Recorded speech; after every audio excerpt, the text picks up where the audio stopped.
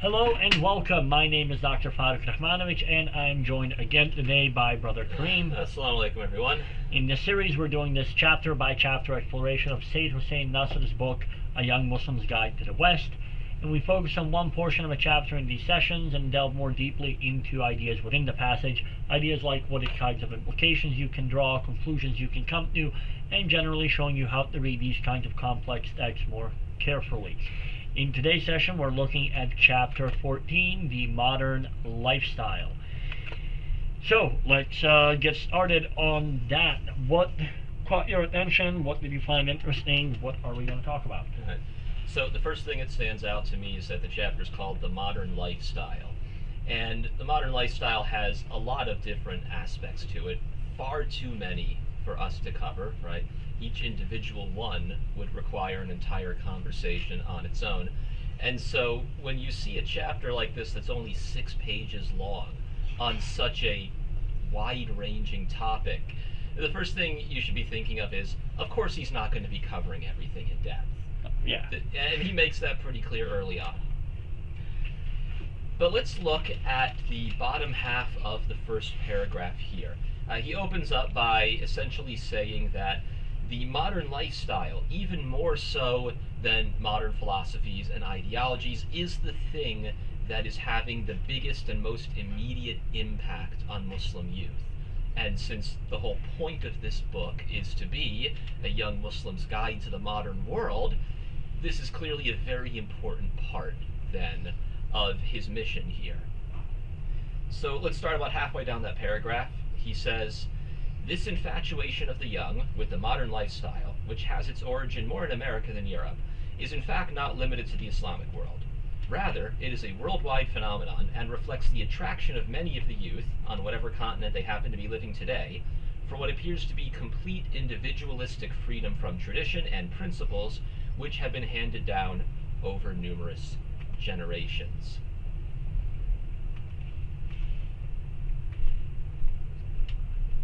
Nice, kind of straightforward. Yeah. I read this, it reminded me of a quote by a sci-fi author. He says, "Tradition is a set of solutions for which we have forgotten the problems. Throw away the solution and you get the problem back." Oh man, I love it. Who was that? His name is Donald Kingsbury. What did he write? He's got to be British. I actually don't remember what the novel is. Google it. Look that up. Yeah. Yeah. I love. That is a brilliant way of putting it. Yeah, tradition is a set of solutions for which we have forgotten the problems. So you can imagine there was a time in the past where there was a problem, and people figured out, here's the way to get rid of that problem. Do these things, or don't do these things. And that was functional for a long time, to the point where people don't even know about the problem anymore.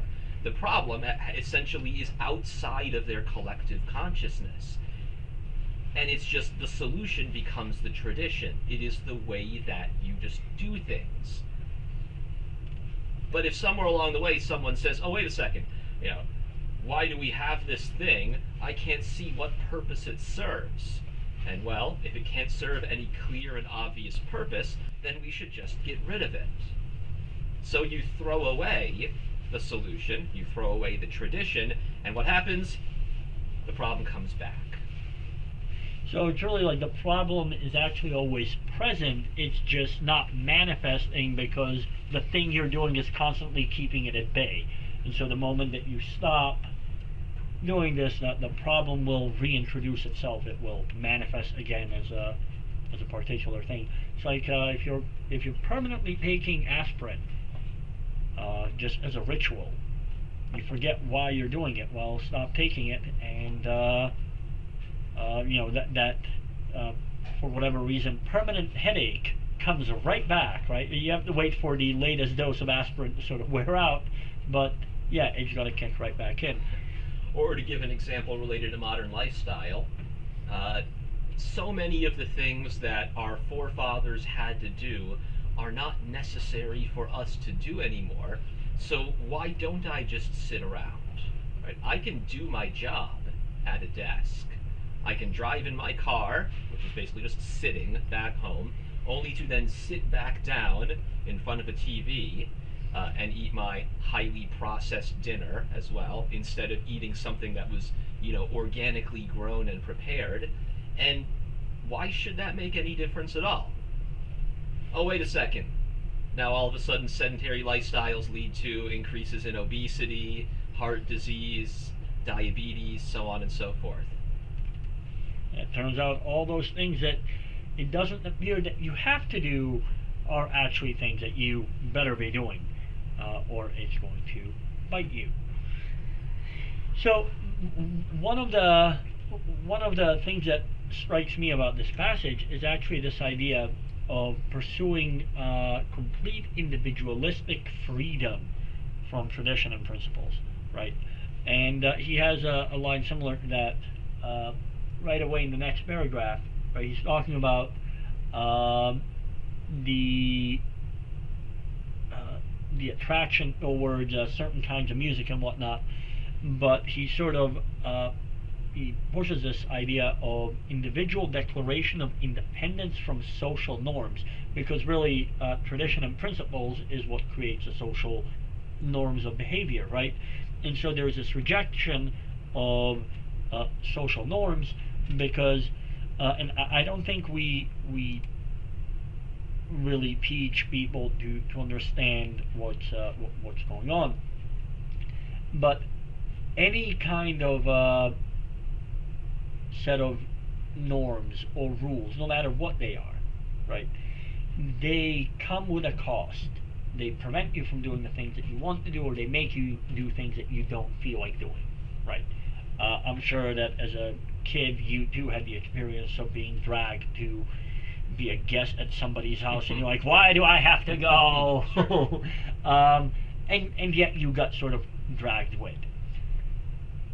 Now that's a cost component, right? You have to do things you don't like, or you're prohibited from doing things you like.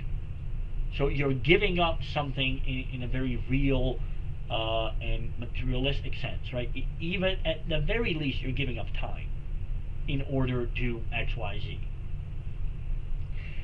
Now, the traditional setup will tell you that, okay, the reason why you do that is, and then what's listed is essentially the goods that you're getting in exchange, right? So the rules and regulations are supposed to be your way of investing. You're investing your time, effort, whatever it is, but then if it's an investment, you're supposed to get a return on investment down the line, right? So I'm doing this and it sucks, but I'm going to get something out of it. And what you get out of it is at least supposed to be perceived as being worth at least the investment that you're making, right?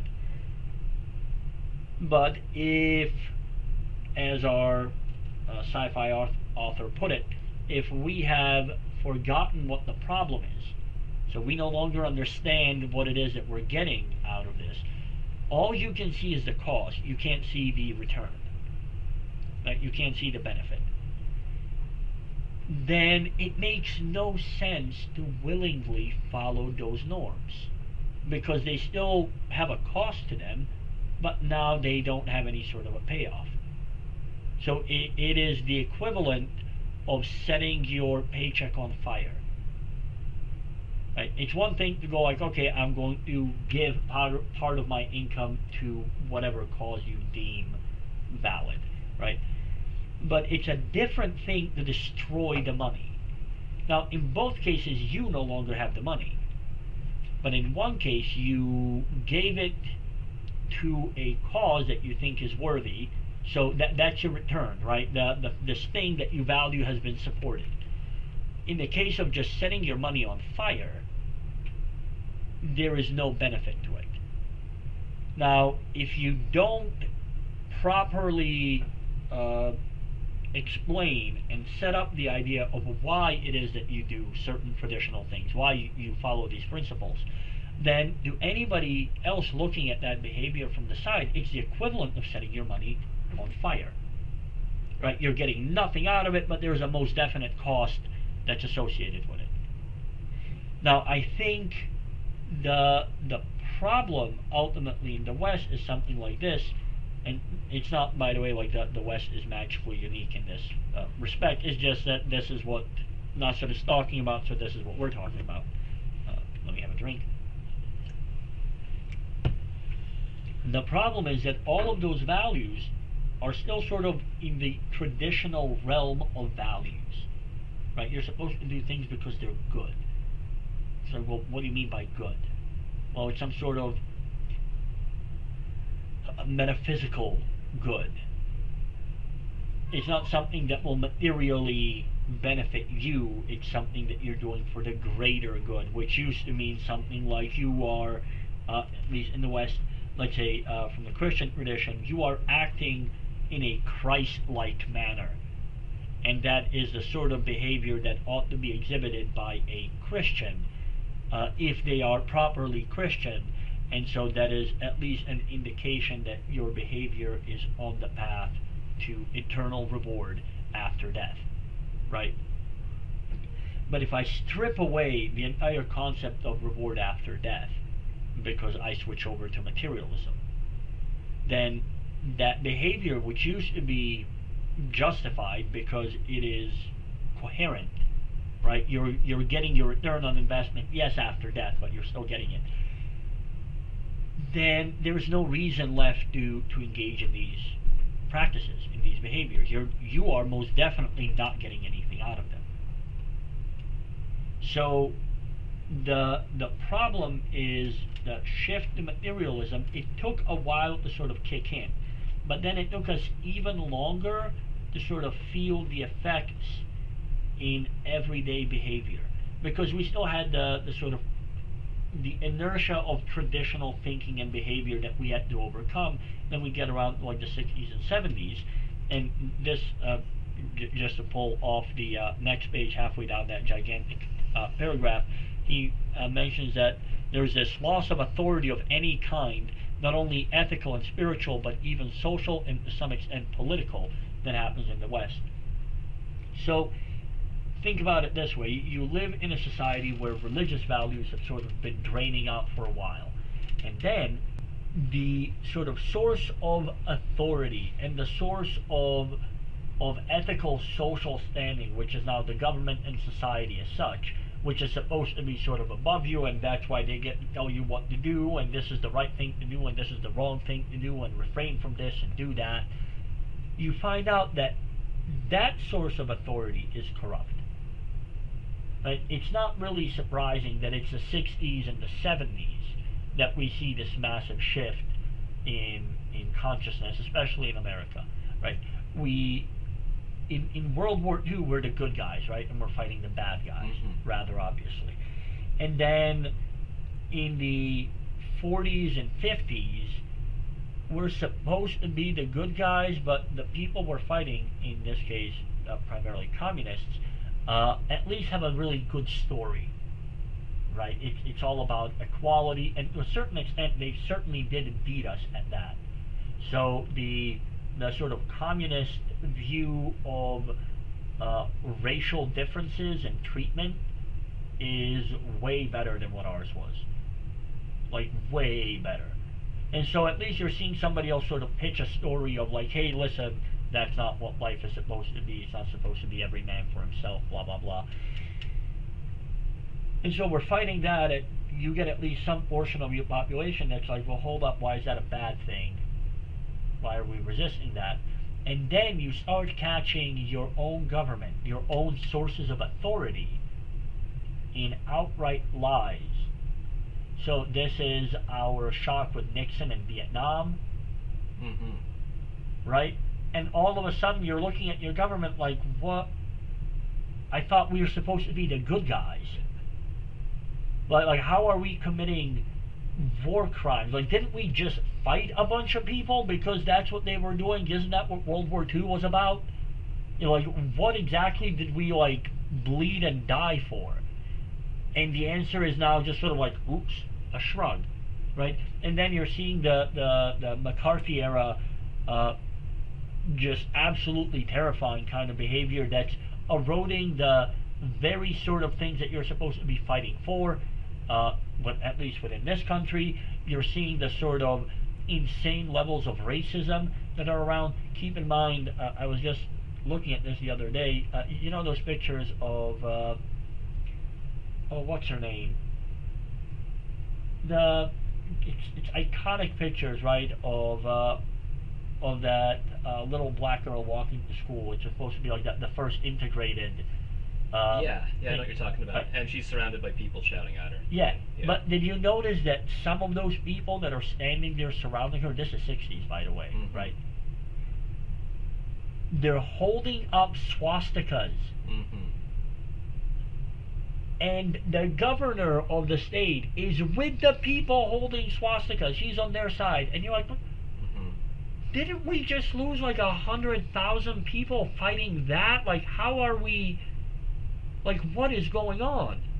And it's the older generation, right? So it's the generation that's supposed to be passing down values that sort of got caught out in this hypocrisy. They got caught in lies and manipulation, and like everything that we're supposed to stand against, they're smack dab in the middle of it. And of course, like when you see that, you go like, oh, this is all BS. Right? These aren't our actual values. And at that point, how would you possibly trust a sort of source of authority in your society when all the sources of authority in your society are coming up as hypocrites, liars, so on and so forth? And it's actually that point, right? It's 60s going on like 70s and then start of 80s that you see, to tie this back into last conversation, that's when you see the rise of things like Batman and Spider-Man and all these mass heroes, because at that point it's the government itself and the upper echelons of society that are corrupt. These are also periods at which we see the mob sort of starting to infiltrate various parts of U.S. government, or at least we're starting to see it. It's not like it wasn't there before, but it's definitely more of a pay-to-play system. Our public servants are not really public or serving, and this whole thing is like starting to snowball pretty badly. And so it's not really surprising that if you can't justify why it is that these, quote, sources of authority should be authoritative, that people are going to go like, no. Why am I paying this very high cost and getting nothing in return? This is idiotic. And instead, what I can do is, and it's sort of two different ways of pursuing materialism. So you have your hippies and free love and all the rest of that, which is sort of dedicating yourself to the body and to the bodily pleasures, sort of in the immediate sense. And then you have a different group of people, probably more of the conservative mind bend, fiscal conservatives, that are going to go into, it's like, well, let me just be as materially successful as I can, right? Make all the money. There's no actual restrictions, right? There are no moral restrictions holding me back from just exploiting the system to the best of my ability. So one group of people goes and chases immediate bodily pleasures. The other group of people goes and chases the sort of material wealth accumulation. And it's unsurprising that they're doing that, because everything that is supposed to prevent you from doing that no longer makes any sense, because it never actually gives you a return on your investment. So that's at least my sort of take on that, and how that sort of plays out. And obviously it's oversimplified because it has to be. Sure. Yeah, well, in the later part of the chapter, Nasr discusses some of those things, like the hypocrisy. What I got out of it near the end there is that the result of this rebellion is a loss of meaning, right, or a loss of purpose. And that results in a search for a new meaning or purpose for people. That I think that can happen on an individual level and also at a collective level there. There can be positives to that, right? Receptivity to new ideas, right? Those ideas can, so like if you say the current system is corrupt, it is not working, we need new ideas. I mean, that can be a negative, because it can be the pursuit of immediate gratification, like you said there. drugs, sex, crime, violence, those kinds of things can all come out of that. But it can also end up being a positive if it results in people having a receptivity to new ideas. Last time, one of the things I mentioned is that just about every, not every literally, but just about every conversion to Islam story that I've heard started with like the feeling that something is wrong, right? That there is nothing that I'm getting out of this current society. Now, of course, unfortunately, that tends to be only a small minority of people that go in that direction.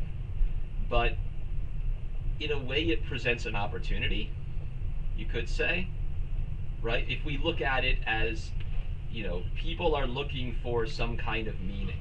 Materialism can't really provide them with that meaning. It is fulfilling their immediate desires right now, but many of them will eventually realize that this does not fill that hole in their chest, right? That some people will talk about. That presents an opportunity to bring in new ideas, such as saying, hey, there is a meaning, there is a purpose in life, and our religion tells us that this is what the purpose is, and it makes sense because, and then you go from there. I think that let's say that is a way of trying to salvage an otherwise untenably bad situation. But I think there are two big problems that sort of arise out of that. The first one is most people who are dissatisfied with the current state of things don't realize sort of where that problem is actually coming from. Right? So how many people do you think can properly identify that it's materialism that starts 350 years ago that is the cause of the current crisis? Very few. I agree. So if they miss that, then what they're doing is they're trying to find a solution within the materialistic system. So the axioms are the same, they're just trying to pull meaning out of now an impossible situation. And it's not going to get any better because it can't get better. That's option one. Option two, actually, let me retract part of that. It can get better, and we've seen that. And the way it gets better is you lean into it. And that's Polanyi's explanation of like that's how you get nihilism turning into Nazism. The idea that all there is the right now, and then taken to the national level. It's not about my personal happiness, it's the us, the very tribal, xenophobic, jingoistic ideology that kicks off, and that's your nationalism that gives you World War II. So, whoops, there is a murderous, or like murderously bad version of that, and the third option is the genocidal, suicidal flip of the same idea. And that's when you realize that there is no meaning materialistically, but you don't realize that you can step out of materialism. And I know of at least two cases where otherwise very intelligent people, both of whom had actually studied philosophy quite a bit, and they both left very lengthy notes, doing a literally a logical breakdown of why it is not valuable to live before they took their own lives. But they're doing that from inside of the materialistic layout. And so that's if it just turns on itself. But you'll find the same attitude, the same kinds of thinking in the notes left by the people that will go on shooting sprees nowadays. Sure. So the system is broken beyond fixing. And maybe from an Islamic standpoint we can say something like we're entering, or we perhaps are, in a period of fitna, right? The sort of everything falling apart situation. And that system is so bad that for a human being to attempt to inaugurate it, to bring it about, is considered worse than murder. Right? And the Quran repeats this a couple of times. And take that in conjunction with the idea that murder is the equivalent of specieside. Sure. So now where exactly does creating fitna fall in that system, right? That's terrible. Now, the upside of a fitna, it's not all downside. The upside of it is that it clarifies. It clarifies positions. And so the your idea of like, well, it pushes people to the point where they go like, there has to be something else, and then they go looking, right? And that's what makes them more receptive to new ideas, because clearly the status quo is entirely untenable. I mean, the upside is there, and you should definitely, I think, try to take as much advantage of it as you can, make as large a silver lining in that cloud as you possibly can. The problem is that the cloud itself is about to, come down like the wrath of God and just smash everything. So it's not a very sort of benign, it's like, oh, but we have an upside. It's like, no, everything's going to hell. You're just trying to pull as many people out of the flood into a boat as you possibly can. Sure, yeah, the flood is a good metaphor for that as well. I thought what you were going to go with one of those ones was, in the meantime, we're losing our own people too, because that's another major problem with it as well. Roughly 22% generational drop. With at least in America, it's with a 23% replenishment rate from people. Immigration. No.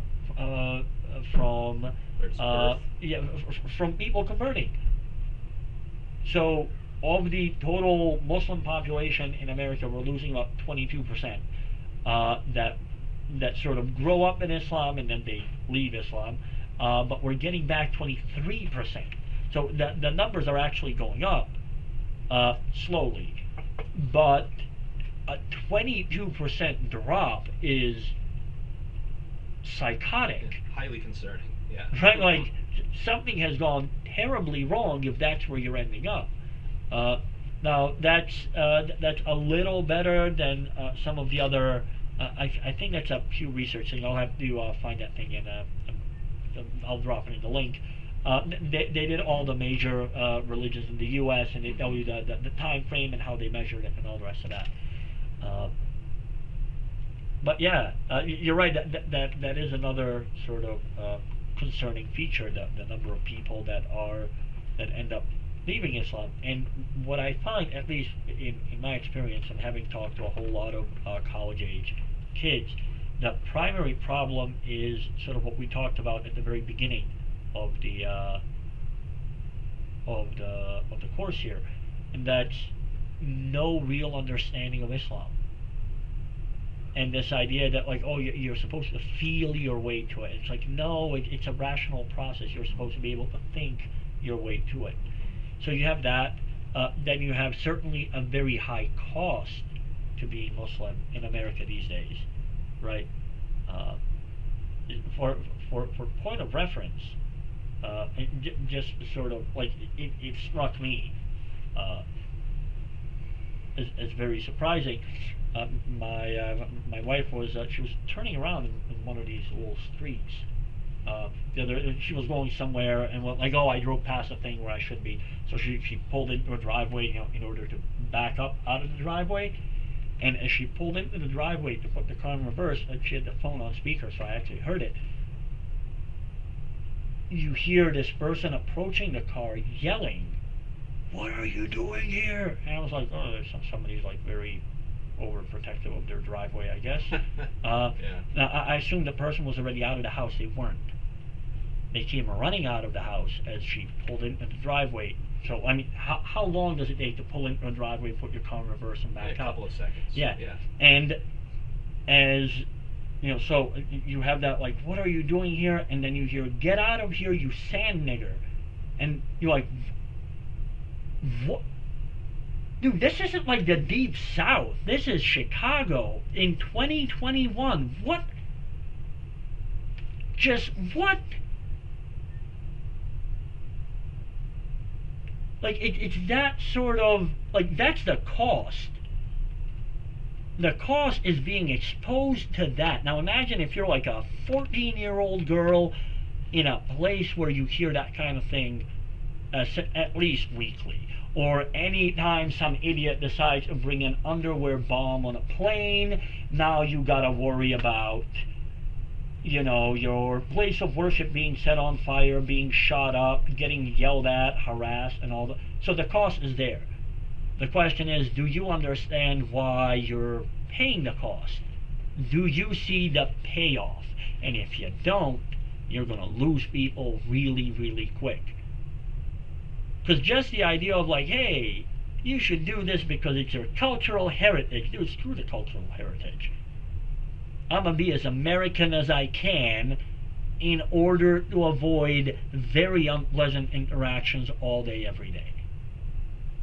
And if we're not finding a way past that, if we're not giving the next generation of people growing up in this a reason to stick with it, you can't expect them to stick around. That would be idiotic.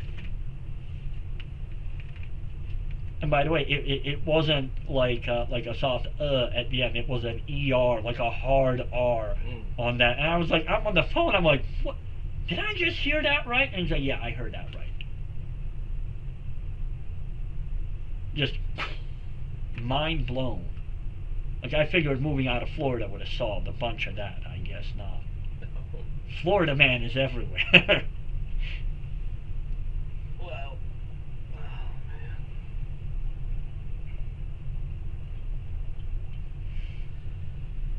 And as she asked, like, how did he even see the hijab? Like, I'm in a car, it's kind of dusk. Who is this eagle-eyed person? And were they just waiting by the door to come running out?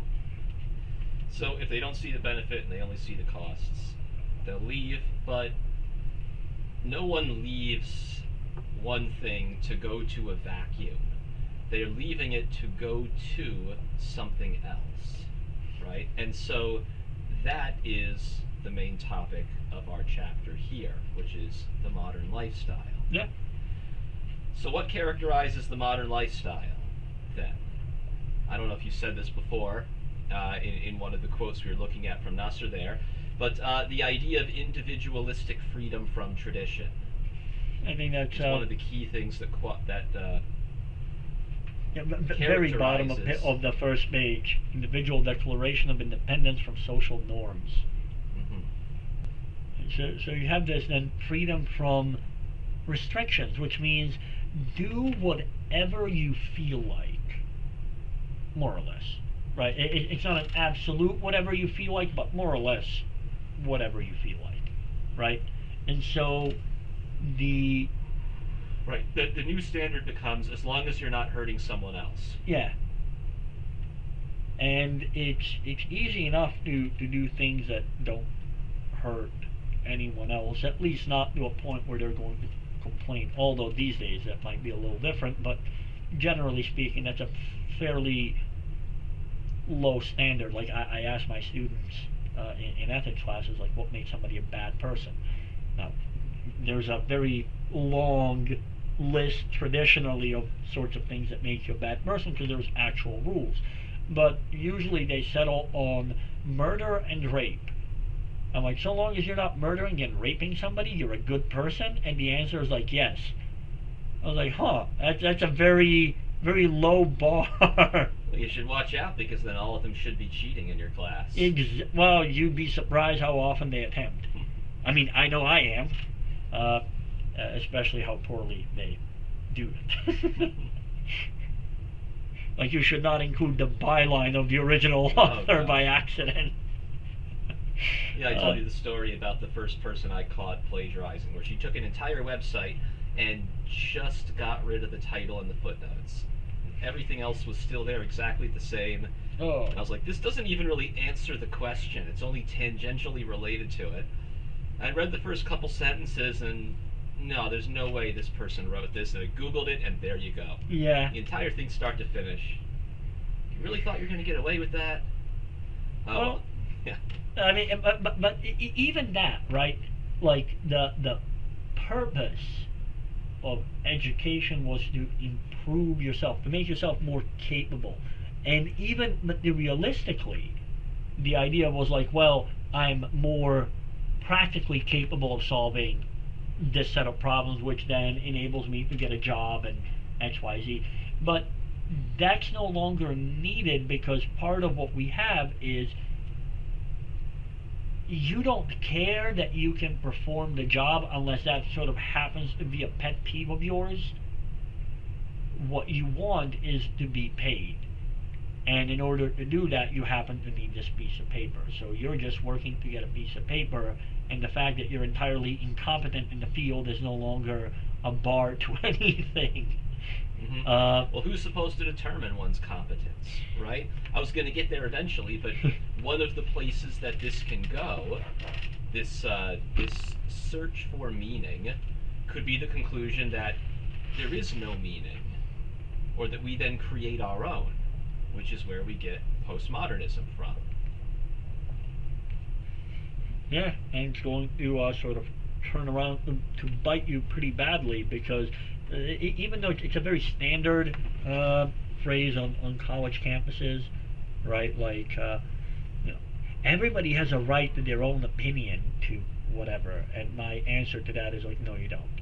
Until you know what you're talking about, you don't have a right to an opinion. You have a right to ask questions in order to form an opinion, but the same way that you don't have an opinion on whatever 14th century Korean foreign policy because you've never heard of it, you don't have a right to an opinion on anything else until you have at least heard of it, and then you get to sort of talk and actually have a position. I'm trying to see. There was a line here that I think feeds into that, into both the having an opinion and authority and everything else that we've been talking about, but I can't seem to find where it was. So it's somewhere in this chapter, Nasr talks about this idea of a family breakdown. Mm-hmm. Which is then going to feed into this sort of like, well, how are we supposed to know that X, Y, Z? How can we, like, why should we even bother respecting authority? Because family is seen as sort of an authority structure, because that's a thing that's supposed to socialize you in a meaningful way that you may join a society as a functional member. But if society no longer has a describable function, then being a functional member is no longer a coherent idea, and because parents are sort of perpetuators of tradition, and they are points of authority, and we've already discarded all of that, then you have a complete sort of loss there as well. And it's actually one of those interesting things that Nasr here brings up, the idea of the generational gap. Mm-hmm. And like when you stop and you think about it, you go like that couldn't have been the case like 200 years ago. No, he says that outright. But even if you just sort of try to think of it, you go like, all right, the parent, like whatever, the parent's a cobbler, the father's a cobbler, and he has a son, and like, what is that son going to do? Well, he's more than likely going to be a cobbler. So you're going to take your parent in this case as, or like uncle, or like whatever, that work within one of the professions that the family can teach you, because it's way cheaper than trying to get you a tutor. So your family is a source of authority because they're the educators for you, so that you're going to learn from them, and then you're going to sort of follow in their footsteps, and then you're going to take over the business, and right, like it's this Sure. sort of self-replicating thing. And if you have a generational gap, congratulations on not continuing, right? Like that's just going to cut off essentially all the progress made by your family stretching back eons until that point, because you just cut ties with them and you're off to do your own thing. And we talked about this like maybe 2-3 weeks ago on the idea of leaving the farm, the village, and going to the city. That inherently does that, right? So you have this cut, you're now separated, and of course you're now going to have a generational gap, because the understanding of the children is unrelated to the entire life lived by the parents, and the values that they had and that they tried to pass on. Well, you have to reject them if you're going to leave that entire lifestyle and go do something entirely different. So that I think is one of these sort of dangerous things, but it's also again entirely understandable if you understand that parents and family and all the rest of that is authority, which is all about tradition, and you've already seen that that should not be followed because it's not true, because whatever, fill in the blanks on how you got there, and then ta-da, like why would that manage to survive? In fact, it would be incoherent for that to survive if none of the other things did. Mm-hmm. Yeah, another way of putting that would be hierarchies work as long as they're not corrupted, right? And as long as the hierarchy is not corrupted, the conservative elements of society, the ones that are more focused on order and keeping things the same, are going to be the ones that work well, right? Not to get too psychological here, but if you compare people who are more conservatively inclined to people who are more liberally inclined, more conservative people tend to be more conscientious, especially more focused on orderliness, and liberal people tend to be more focused on openness. Now, each has their advantages and disadvantages, but within the structure of a stable hierarchy, people who are more conservative are better adapted to functioning within that system.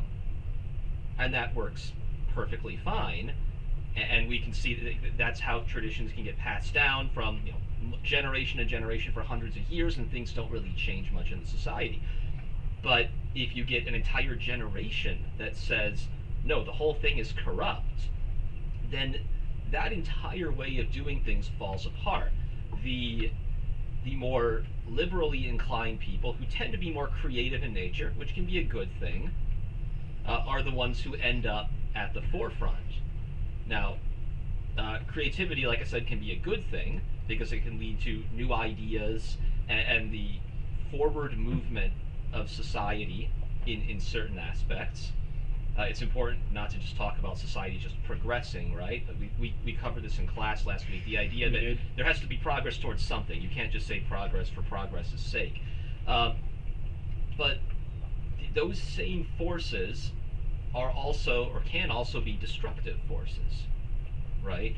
You have to tear down the old in order to have something new that you're going, or in order to build up the new thing that's going to come after that. And it seems that we're kind of stuck in the tearing down phase of things. Well, in order to build up, you have to assign meaning and value to something towards which you're going to build. Right, so to stick with the building metaphor, there needs to be a foundation on which the rest of the building is going to be constructed, and that foundation needs to be purpose. At least a blueprint. You might not even have a foundation yet, but like you need a blueprint that tells you at least what kind of a foundation. You can't build a skyscraper on the foundation for your house. It's not going to work. So at least a concept needs to be there that you go like, okay, this is the thing we're going to build. And then you can get moving, right? And that at that point you understand how much space you need to clear off in order to start building, in order to start laying the foundation, something, right? But if you have no clue as to where you should be going, then all you have is just the ability to tear things down. especially if your starting premise is that things are not what they should be. So things are bad, therefore they need to be destroyed, right? But how should they be? And you go like, right? Like, all you have is the break everything down with no concept of what is it that you're supposed to do after things are broken. It's like there's a comic that says this.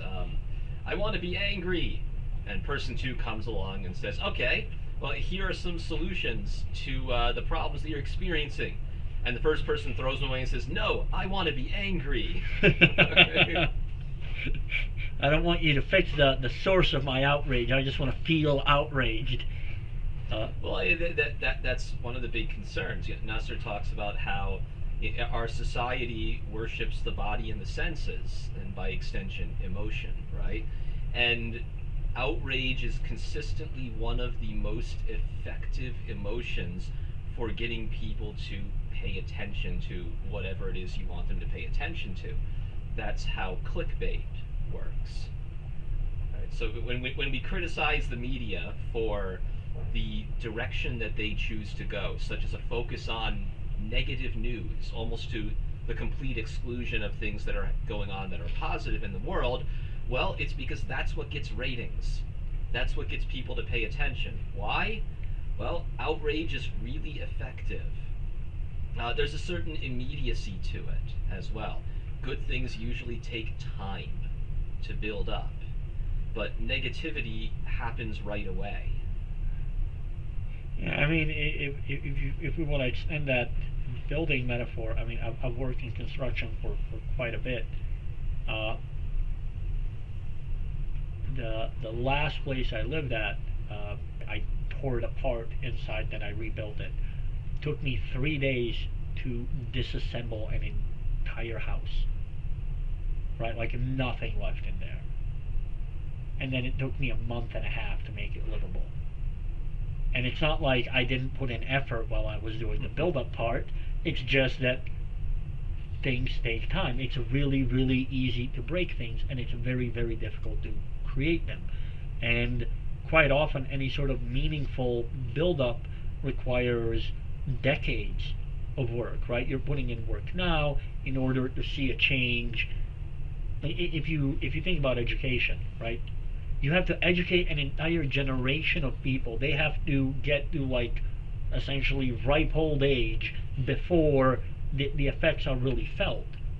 So you have to be planning like 50 years in advance and working towards a goal that is entirely intangible. And it's it's much easier to draw people towards the sorts of things that seem like they're going to have an immediate effect. This is why protesting, rioting, those sorts of things are a lot easier to get people on board with than lawmaking policy. Like, do you really want to sit there and pore over an 800-page document in legalese and then introduce 2 new commas into it, and like that's your contribution? Or you want to go set something on fire and get people to pay attention? So one of those takes like 10 minutes, and the other one takes a lifetime of work. So it's a lot more difficult to get people excited for the long-term ideas. But just speaking of the sort of immediate setup, and I'll put a link to it in the description, but you want to read Soren Kierkegaard and his work on the 3 stages on life's way, and we're essentially stuck on the part called the aesthetic way of life, where all that we're doing is we're looking for things that are sort of going to immediately engage us and will provide immediate sort of sensory feedback and will make us immediately happy. But that way of life actually comes with a terrifying backdrop, and that backdrop is that the only meaning you have is that enjoyment, and nothing lasts.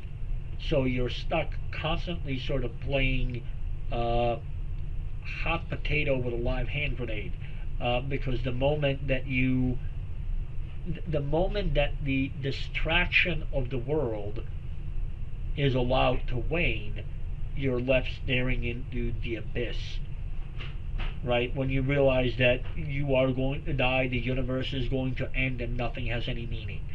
And that is an immediate existential crisis, right? And so it's unsurprising that we have this very large segment of our society that's just dedicated to entertainment, which is like, ooh, let's just keep you distracted from reality. And you'll do anything not to actually pay attention to yourself, like not to actually reflect on who you are and what you are and where you're going and what it means, and those sorts of things. People find those to be very uncomfortable conversations because, quite frankly, they are uncomfortable unless you have a very clearly set out ideas of what it means and what you should be doing and all the rest of that. Because then everything just seems like an utter failure, like you have invested your life into nothing. Yeah. Another aspect of it that is particularly terrifying to me is that a lot of these things that you're talking about, they function a lot like addictions, right? And one of the big problems that addicts have, because ultimately whatever it is you're addicted to, you got addicted to it because of a massive dopamine hit. Yes. And many of them, so drugs is an obvious example, but it doesn't just have to be drugs, right? Is that addicts end up constantly pursuing that high that they felt at the beginning. Because as time goes on and your mind, really, or your brain really becomes, and your body by extension becomes acclimated to whatever that thing is, any future hit of dopamine is not as effective as the previous ones. So when you're a kid and you go to the first sports game you ever went to, it's this amazing, enchanting experience. But after you've gone to a couple hundred of them and you're an adult now who has essentially dedicated his life to this particular form of entertainment, it doesn't have that same effect anymore on you. And so what are you going to do then?